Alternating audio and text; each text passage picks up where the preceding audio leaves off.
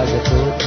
Primeiramente, obrigado ao professor Estevão pelo convite ao IAT, pela possibilidade de poder compartilhar um pouco o que o programa de pós-graduação em zootecnia vem passando nesse quadriênio que nós estamos agora, 2012-2016. E o que eu vou tentar mostrar para vocês é o que a gente tem vivenciado em função da última avaliação da CAPES, no intuito de melhorar o programa de pós-graduação em zootecnia. Então, eu começo essa apresentação com o resumo da ficha de avaliação do triênio anterior, que foi 2010-2012, onde o programa teve, com relação à sua proposta, um conceito muito bom, um corpo docente, um conceito muito bom, corpo discente, teses e dissertações com um conceito muito bom, inserção social muito bom, mas com relação à produção intelectual, o nosso conceito foi bom. E apesar de ter sido um conceito bom, isso acabou prejudicando o programa e muito, porque nós tínhamos um conceito 5 e nós caímos para conceito 4 a partir dessa avaliação de 2010-2012. Próximo. Então, essas foram as recomendações do Comitê de Zootecnia e Recursos Pesqueiros em relação ao programa, que foram continuar o incentivo ao pós-doutoramento dos docentes, de preferência no exterior, incrementar a produção qualificada, bem como a melhor distribuição desta entre os docentes permanentes. Isso já era um problema, continua sendo um problema dentro do programa, e acho que vai continuar sendo um problema durante muito tempo. Então, hoje a gente tem poucos professores que publicam muito e muitos professores que publicam pouco. Isso é uma questão difícil de equacionar dentro do programa, porque isso vai muito do perfil individual de cada pesquisador, da linha de pesquisa e com o tipo de trabalho que ele realiza. Uma outra recomendação seria incentivar a produção qualificada com participação discente. Parece que é uma coisa óbvia dentro do programa de pós-graduação. Nós estamos publicando, tem que ter aluno, e realmente o programa de zootecnia apresentou essa deficiência. Isso se deve ao fato de que muitos professores fazem colaboração com outros programas. E aí não tem participação de discente do programa de zootecnia, mas tem participação de discentes dos outros programas. Então, isso é uma coisa também que a gente tem que repensar, nessas parcerias, nesses projetos multidisciplinares, interdisciplinares, de não só envolver o professor, mas também o professor e algum aluno de ambas as instituições, para que isso seja benéfico para as instituições envolvidas. E uma outra recomendação seria avaliar criteriosamente o credenciamento nas categorias docente permanente e docentes colaboradores. Então, nós pegamos essas recomendações, as notas, e começamos a trabalhar em cima dessas recomendações. Próximo, por favor. Então, só para contextualizar a minha participação no programa dentro dessa avaliação, como vocês viram, nós recebemos a avaliação do triênio 2010-2012 em julho de 2013. Então, em abril de 2013, eu assumi, junto com a professora Heloísa, a coordenadora, e eu, subcoordenadora, a coordenação do curso. E quando a gente assumiu em abril, em julho, já chegou a notícia de que o curso tinha caído no conceito de 5 para 4.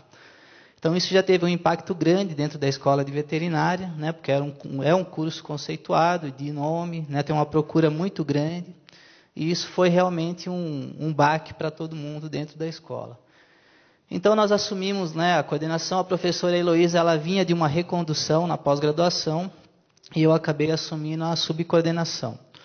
E agora, já em 2015, eu assumi a coordenação do curso junto com o professor Ronaldo Braga Reis. Então, a gente assumiu o curso nessa situação de ter queda no conceito. Então, o que a gente vai fazer para tentar recuperar esse conceito? Próximo, por favor.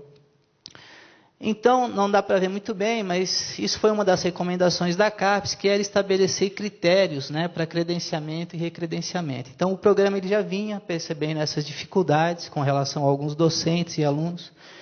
Eu não sei se vocês conseguem ver, mas em junho de 2012 já foi feita essa publicação dos critérios para credenciamento e descredenciamento. Eu não vou ficar entrando em detalhes, mas o que chama a atenção, que foi uma discussão grande no programa, é que nesse critério de credenciamento e descredenciamento foi considerado periódicos que tinham qualis B2. Então, se um professor mantivesse uma nota equivalente e ele só publicasse em B2, ele conseguiria se credenciar no programa e se manter credenciado nesse programa. Mas quando chegou a avaliação da CAPES, que foi 1 ano depois dessa publicação, nós vimos que a CAPES considerava para fazer as contas somente artigos A1, A2 e B1. E o B2 não entrava nessa conta da CAPES. Então isso, né, foi uma coisa que realmente a gente vai ter que repensar, mas a gente vai entender agora por que dentro do programa a gente teve que manter os periódicos de Qualis B2. Tá? A gente vai ver algumas tabelas e vai entender o porquê disso. Se a gente não tivesse mantido esse critério, provavelmente a gente não teria hoje quase professor dentro do programa de pós-graduação em zootecnia. Próximo, por favor. Então, quando a gente recebeu a notícia da CAPES, né, o que a gente vai fazer para tentar melhorar isso? Né, como que a gente vai trabalhar, né, nesse quadriênio que a gente está agora, que termina esse ano em 2016, para tentar manter o 4, ou quem sabe até pleitear voltar ao conceito 5. Então, a gente começou a trabalhar diretamente com os alunos e professores, fazendo reuniões. Na hora que chegou a avaliação da CAPES, reunimos todos os professores e mostramos todas as notas da CAPES, a publicação de todas as universidades, para que todo mundo entendesse realmente o que estava acontecendo com a zootecnia e como a gente estava em relação às outras universidades que tinham um conceito superior ao nosso. Além dos professores, né, a gente começou a trabalhar com os alunos. Então, todo ano eu tenho feito 2 a 3 reuniões com os alunos para mostrar a importância do aluno dentro do programa de pós-graduação, né, de que maneira que o aluno pode contribuir com o programa, né, porque, na verdade, tem muito aluno que entra no programa hoje porque quer um título para sair e depois usar o título. Né, mas a gente tem que mostrar para ele que a universidade vai proporcionar para ele esse título, mas que também ele tem que proporcionar um retorno para a universidade, que a gente tem que trabalhar numa sinergia programa-aluno para que a coisa possa fluir, né, e dê bons frutos. Então, a gente começou a apresentar essa situação e discutir pontos que poderiam ser feitos dentro do programa e das metas que a gente pretendia para poder melhorar, né, essa questão do programa.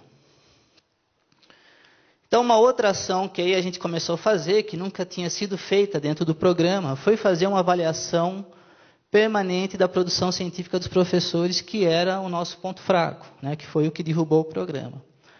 E aí, quando eu comecei a pegar professor por professor, qualificar as revistas dentro do Qualis, A1, A2, B1, né, colocar um peso nessa revista, a gente começou a entender que realmente a situação estava complicada, né? Então, a gente vem fazendo essa avaliação constantemente e isso tem tido algumas consequências. Tá? Uma outra questão que a gente começou a avaliar era a relação orientados publicações qualificadas. Então, nós tínhamos docentes que defendiam 3, 4 alunos por ano, e quando a gente olhar as produções bibliográficas, né, não tinha nenhum artigo numa revista B1 ou nenhum numa revista 2. Aí se olhava lá revistas de Qualis C, tinha 10 artigos, né, que são essas revistas eletrônicas, que nem sequer tem um comitê científico, um comitê editorial, né, não passa por um crivo de 2, 3 referis, como uma revista boa. Então, eram trabalhos que estavam sendo feitos e sendo divulgados num meio de comunicação que, podemos dizer que sim, que não tem uma idoneidade em termos ao que é publicado nesses tipos de meios de comunicação. Próximo. Essa foi uma tabela que a gente mostrou numa reunião com os professores, né, quando a gente teve a publicação de 2013 e 2014. Nessa época, a gente usou o Qualis de 2013, né, porque essa é uma das dificuldades que a gente tem com relação à liberação da CAPES, que às vezes demora para sair o Qualis, para a gente poder se orientar. E aí a gente começa a ver que realmente a situação do programa era preocupante. Né? Em 2013... dos 28 docentes, nós não tivemos nenhum artigo publicado numa revista A1, né? E muito poucos artigos em A2 e B1. Em 2014, a gente já começou a melhorar um pouco, porque a gente começou a trabalhar, mostrar com os professores que a gente estava precisando de uma ajuda, então a gente já conseguiu ter trabalhos publicados em revista A1, A2, né? E mantivemos mais ou menos os trabalhos B1. E aí vem uma questão que realmente é preocupante dentro do programa, que é o número de publicações em revistas B2. E por que isso acontece? Dentro da Escola de Veterinário, nós temos uma revista, que chama Arquivo Brasileiro de Medicina Veterinária e Zootecnia. Então, é muito incômodo para um professor fazer um trabalho, pegar na mão e ir ali na secretaria da revista, botar o trabalho no balcão e falar, ó, eu quero que publique o meu trabalho nessa revista. E, na verdade, essa revista, para nós, ela é B2, mas dentro do Ciência Animal, que é outro programa dentro da Escola da Veterinária, ela é A2. Né? Então, os professores publicavam achando que isso ia acontecer na zootecnia e não vai acontecer. Ela vai continuar sendo B2 dentro da zootecnia. Então, a gente pode ver que é um número muito grande de trabalhos concentrados nessas revistas B2. E aí, quando a CAPES mandou para nós a avaliação, B2 e 0 é mais ou menos a mesma coisa, porque ela só considera os artigos A1, A2 e B1 para estipular a nota do programa. Uma outra coisa que chamou a nossa atenção foi o grande número de trabalhos publicados em revistas que não tinham classificação no Qualis. Né? Não sei se alguém tem já teve curiosidade de abrir o Qualis da sua área, as revistas, você tem centenas, né? 200, 300 revistas. E a gente tem um quadro de docentes que publicavam um grande número de trabalhos que nem sequer as revistas tinham um Qualis. Então, eram revistas que nem contavam dentro do Qualis de zootecnia e recursos pesqueiros.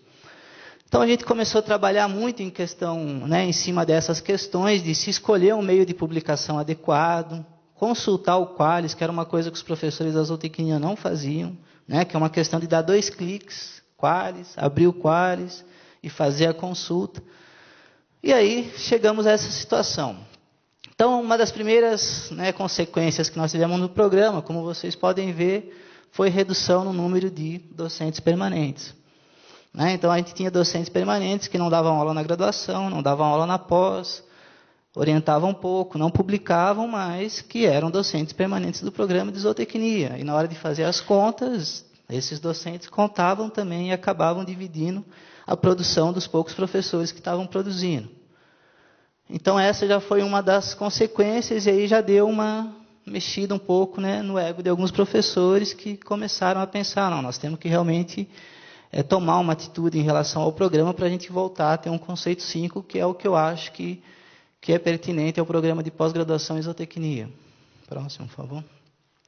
Esse é só um outro dado interessante para vocês entenderem mais ou menos o que eu estou tentando falar, que a gente apresentou numa reunião em março de 2015, né, que a gente tinha, em março, 26 docentes, sendo 22 permanentes e 4 colaboradores. Só que desses 26, 16 estavam abaixo da média de 0,8, que é você pegar o artigo A1 vezes o peso 1, o A2 vezes 0,85 e o A3 vezes 0,70. E depois divide pela média em anos. Né, no caso, a gente fez para os 2 últimos anos. Então, nós tínhamos 16 docentes que estavam abaixo do 0,8, que é o que a CAPES preconiza para que um programa seja conceito 5. Então, realmente, aí a gente viu que a situação estava muito feia dentro do programa de zootecnia. E, na verdade, essa nota considerada que a gente calculou, a gente considerou ainda duplicidade. Ou seja, às vezes tinha um artigo que tinha 3 professores, ele contou individualmente para 3 professores. Né? Apesar do que não é isso que acontece quando a CAPES faz as contas dela. Então, realmente, a gente viu que existia essa deficiência, né? Muitos professores que em 2 anos tinham média 0 de publicação, ou seja, não publicaram nenhum artigo numa revista A2, A1 ou B1. E aí o colegiado tomou algumas decisões. Né? Uma das decisões do colegiado foi limitar o número de vagas para esses docentes. Então, para que nós vamos ter um docente que vai estar orientando 10 pessoas ou 11 pessoas no programa, se ele não consegue nem publicar 1, 2 ou pelo menos um artigo B1 por ano? Né? Então, o que está sendo feito?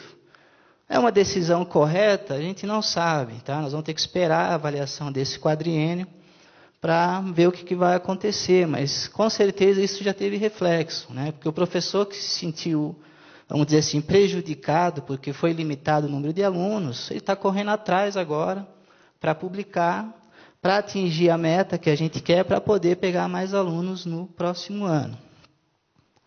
Próximo, por favor. E nessas conversas que nós tivemos com os professores, nós tentamos identificar as causas do porquê essa publicação tão baixa, né, e não tão qualificada dentro do programa. Então, o que a gente identificou? Que grande parte dos alunos, após defesa, isso é uma coisa muito importante para o programa, que está relacionada, né, à inserção do aluno do egresso, eles já saem empregados do programa de pós-graduação em zootecnia. Mas aí isso gera um problema para o programa, porque ele defende, está empregado, ele vai embora. Muitas vezes esse aluno não entrega nem a versão final corrigida, né? O professor tem que ficar insistindo, e agora no sistema Sucupira, a gente tem que colocar a versão final da tese, da dissertação, senão o relatório não fecha. Né? Então, isso acabou virando um problema para nós. Então, é isso que a gente tem tentado mostrar para o aluno. O programa está dando empregabilidade para o aluno, porque ele dá uma visibilidade. Mas o aluno também ele precisa dar um retorno para o programa, que no nosso caso seria o quê? Fazer um bom trabalho, né? Defender a sua tese, sua dissertação e publicar esse artigo. Hoje a gente tem insistido muito com os alunos de que o produto final do mestrado e do doutorado dele não seja a versão final da tese e da dissertação, e sim o artigo publicado. Né? Porque essa versão final, hoje ainda ela fica disponível na biblioteca biblioteca online da UFMG. Então as pessoas têm acesso, mas há muito tempo atrás ninguém tinha acesso à dissertação e à tese. São poucas pessoas que têm acesso a esse documento.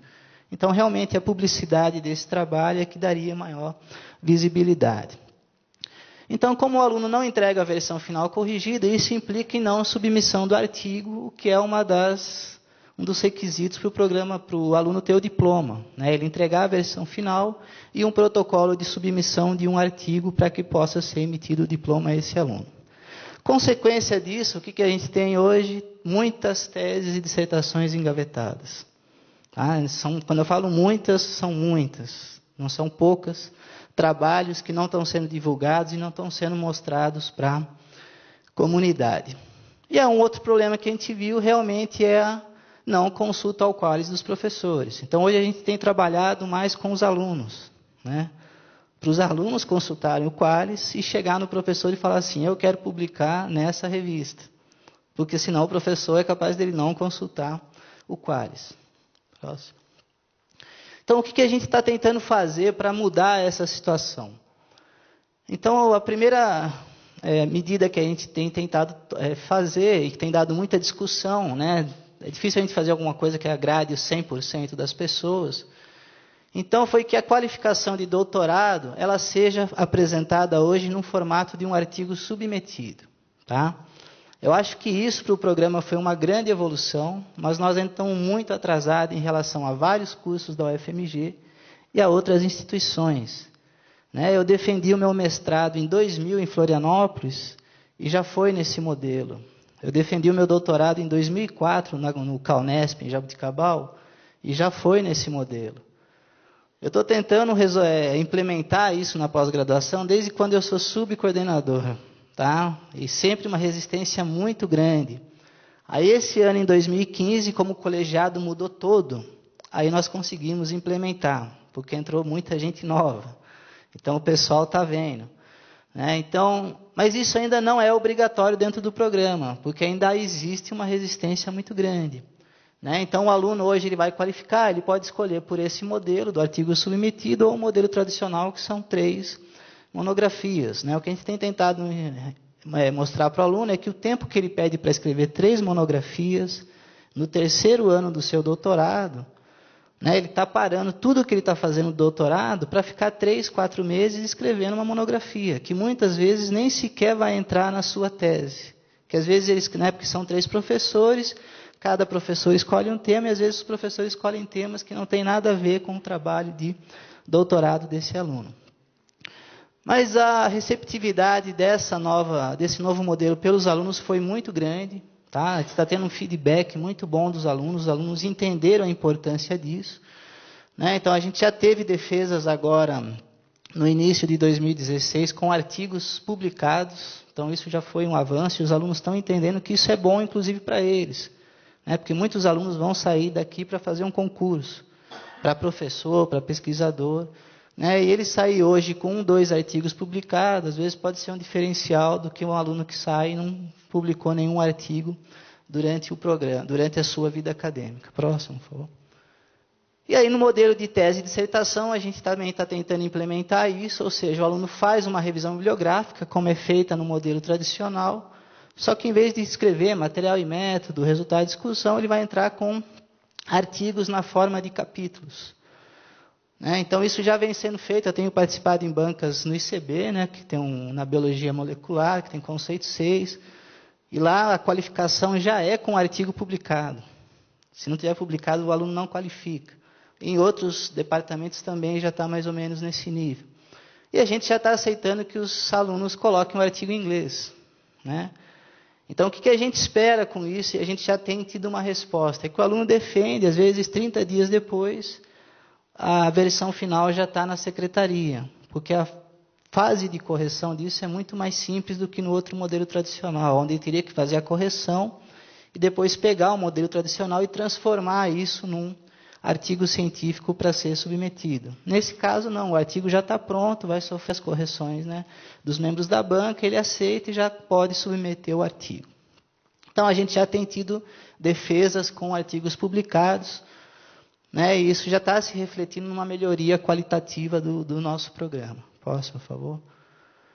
Então, outras ações que a gente tem feito são o acompanhamento constante do coeficiente de rendimento dos alunos. Então, uma coisa que nunca tinha sido feita no programa, né? O ano passado, nós desligamos 2 alunos de pós-graduação, que são alunos que tinham 3D no histórico. Então, um aluno que vai para a pós-graduação e tira 3Ds em 3 disciplinas diferentes, realmente a gente tem que pensar se um aluno desse tem condição de fazer uma pós-graduação. A gente tem tentado acompanhar os prazos, né? O aluno tem um prazo para qualificar, para entregar a prova de idiomas, todas essas questões. Nós tivemos um aluno que foi desligado ano passado também de doutorado, porque não qualificou, não se manifestou e queria defender sem qualificar, e não tem como um aluno qualificar, né? Apresentar uma defesa de doutorado sem antes passar por um processo de qualificação. E aí uma outra questão é que a gente está tendo muito esse ano. Hoje mesmo de manhã eu fui de uma banca, nós reprovamos um aluno numa qualificação de doutorado.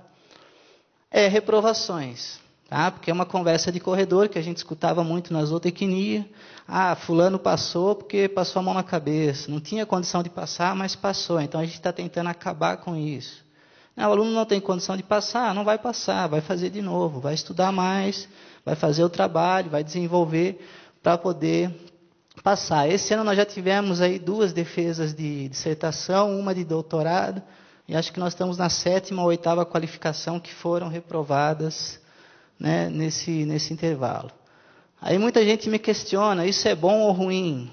Perante a avaliação da CAPES, eu não sei se vai ser bom ou ruim, mas eu acredito que para os alunos do programa vai ser bom, tá? Porque a gente vai forçar a que os alunos que estão entrando agora e vejam o que está acontecendo e que realmente eles entendam o que a gente precisa que seja feito um trabalho de qualidade dentro do nosso programa, né, que eu acho que é isso que é a função da pós-graduação, e não simplesmente ter um aluno aí 4 anos com bolsa da CAPES, do CNPq, o aluno nem sequer aparece na universidade, aí chega no final dos 4 anos, apresenta qualquer coisa, o pessoal passa a mão na cabeça, ele vai embora e ainda leva um título de doutor, né, e não deixa nada para a sociedade ou para quem investiu nele.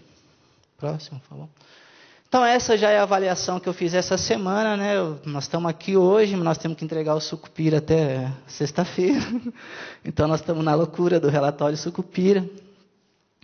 Mas essa é a avaliação de 2015, considerando só a produção bibliográfica que vai no Sucupira agora do ano de 2015. Nós estamos usando aqui ainda o Qualis de 2014. E essa tabela mostra os dados sem duplicidade, ou seja, o trabalho conta só uma vez, independente do número de pesquisadores que tem no trabalho. Então, a gente já vê uma melhora significativa, né? Nós conseguimos sair de 3 em 2014 para 7 artigos A1. A2 a gente, né, se manteve mais ou menos, e B1 também. E aí vem a outra questão, de novo, do famoso B2. Nós estamos aí com 45% da nossa produção em revistas B2. Então, realmente, nós vamos ter que rever esse critério de credenciamento e descredenciamento e dar um jeito de tirar esse B2 de lá. Porque se um professor está no regimento, né, nos critérios, que se ele publicar 2, 3 artigos B2 por ano, ele se mantém no programa, ele vai continuar publicando 2, 3 artigos B2 e vai se manter no programa. Mas outra coisa interessante é com relação às publicações em níveis de estratos inferiores, que também a gente conseguiu reduzir muito esse tipo de publicação. Tá? Então, a gente tem notado que os professores têm se empenhado mais. Né? Um problema que tinha é que os professores eles não tinham coragem de mandar artigos para revistas internacionais, por medo, talvez, eu não sei. Né? E a gente tem visto agora que os professores estão enviando os trabalhos para revistas internacionais, esses trabalhos estão sendo aceitos, e eles estão vendo que o trabalho que é feito na zootecnia é um trabalho de qualidade. Só faltava realmente coragem para as pessoas começarem a se aventurar mais e ir para essas revistas. Aí nesse Qualis apareceu um outro problema para nós, que foi o fator de impacto ajustado, né, que surpreendeu todo mundo quando saiu o Qualis em agosto, setembro do ano passado, que chegou para nós, que não é simplesmente o JCR que conta. Então hoje, né, o Qualis, o Comitê da Zootecnia e Recursos Pesqueiros faz uma série de cálculos para poder calcular esse fator de impacto. Né? Então, não adianta simplesmente olhar o fator de impacto da revista. Você tem que olhar o fator de impacto na Cimago e fazer uma conta para saber em qual Qualis que essa revista vai se enquadrar. Uma outra questão que a gente vem trabalhando muito é a questão da internacionalização, né? Que a UFMG está aí trabalhando muito em cima disso. Então, a gente vem incentivando a publicação em periódicos internacionais, e isso realmente está aumentando no programa. A partir do momento que a gente tiver pesquisadores publicando em revistas internacionais, nós vamos passar a ter mais consultores nessas revistas internacionais, que hoje nós temos 5 professores que atuam como consultores em revistas internacionais, dentro de um quadro de 26, é muito pouco, tá? A gente tem estimulado muito a participação docente e discente em eventos internacionais, então a gente destinava um recurso que a CAPES repassava ao programa para os alunos, e esse recurso quase todo era destinado aos alunos que quisessem participar em eventos internacionais. Então o aluno ganhava R$3.000, ficava feliz, mas depois ele pensava bem, porque R$3.000 ele pagava só a passagem de ida e volta, e ainda tinha que pagar diária 5 dias lá em dólar ou euro em outros países. Mas isso a gente conseguiu enviar muitos alunos para eventos internacionais. O doutorado sanduíche, quando a CAPES deu a cota para nós conseguimos quase que usar ela na totalidade, então a gente estimulou, os alunos realmente estavam indo. E agora esses 2 programas para nós, né, essas 2 ações têm sido prejudicadas, porque realmente hoje o programa não tem dinheiro nem para comprar papel A4. Ele não tem nem previsão de chegar, não sei se vai ter previsão de chegar algum orçamento para pós-graduação esse ano da CAPES. Próximo. Então a gente também tem estimulado os projetos em parceria, através de mobilidades. Né, entre 2014 e 2015, nós conseguimos realizar 7 cursos com pesquisadores estrangeiros. Então, a gente usava esse recurso da CAPES para trazer o pesquisador para dar um curso dentro do programa. E atendendo uma das demandas da CAPES, nós tivemos um professor que saiu para um pós-doutorado, né, no exterior em 2014, voltou em 2015, e um outro professor que saiu agora em 2015 e deve voltar em 2016. E a gente espera que esse programa se mantenha, porque a gente sabe a dificuldade de ficar sem um professor hoje, né, na instituição, em termos de carga horária, quem que vai dar a disciplina e todas essas questões.